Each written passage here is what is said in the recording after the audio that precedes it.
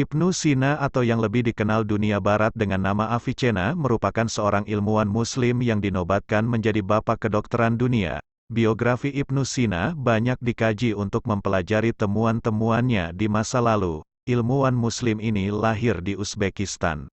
Ayahnya bernama Abdullah dan ibunya bernama Sitarah. Ia merupakan keturunan Persia. Keluarga Ibnu Sina dapat dikatakan sebagai keluarga yang mampu. Ayahnya pernah menjabat sebagai gubernur di sebuah distrik di Bukhara. Latar belakang keluarganya membuat Ibnu Sina dapat menempuh pendidikan terbaik hingga menjadi seorang yang hebat dan biografi Ibnu Sina banyak dicari. Rumah Abdullah dan Sitarah merupakan pusat aktivitas sarjana dan ulama masyhur pada masanya. Rumah tersebut menjadi tempat aktivitas diskusi membahas berbagai permasalahan.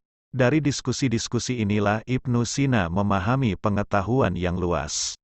Ibnu Sina telah memperlihatkan kecerdasan yang luar biasa sejak usia belia.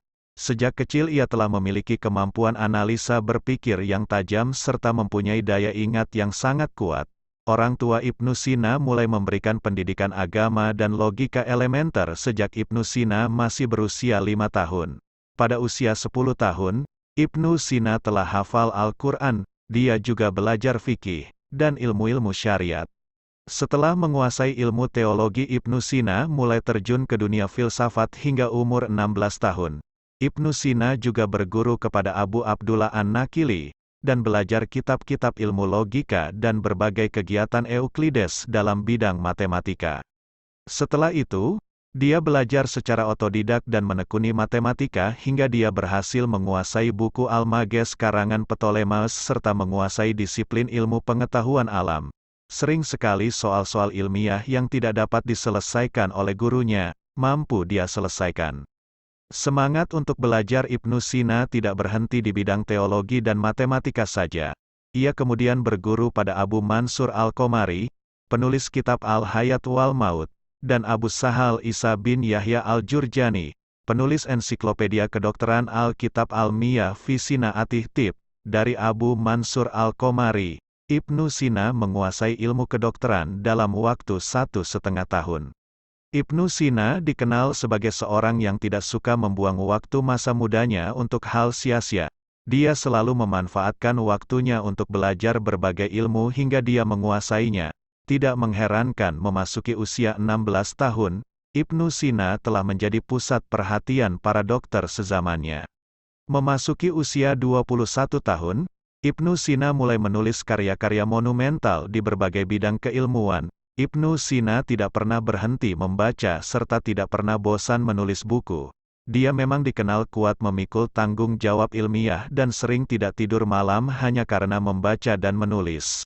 Selain itu, Ibnu Sina tidak mengambil upah dalam mengobati orang sakit, bahkan dia banyak bersedekah kepada fakir miskin sampai akhir hayatnya. Ibnu Sina wafat di Hamzan, Persia. Dalam usianya yang ke-58 tahun, dia wafat karena terserang penyakit usus besar. Selama masa hidupnya Ibnu Sina memberikan sumbangan luar biasa terhadap kemajuan keilmuan. Pemikiran-pemikiran Ibnu Sina di berbagai disiplin ilmu banyak diadopsi oleh ilmuwan masa setelahnya. Tidak hanya oleh ilmuwan Muslim tetapi juga ilmuwan Barat banyak yang mengadopsi pengetahuan dari karya-karya Ibnu Sina. Abdul Halim Muntashir, salah satu penulis biografi Ibnu Sina, menyebutkan bahwa jumlah karya Ibnu Sina mencapai 276. Karya-karya tersebut berupa surat-surat, buku, serta ensiklopedia yang ditulis selama masa hidupnya. Salah satu karyanya adalah Kitab Al-Qanun fit Tib. Kitab ini merupakan ensiklopedia dalam bidang kedokteran, dan telah diterjemahkan ke dalam bahasa Latin.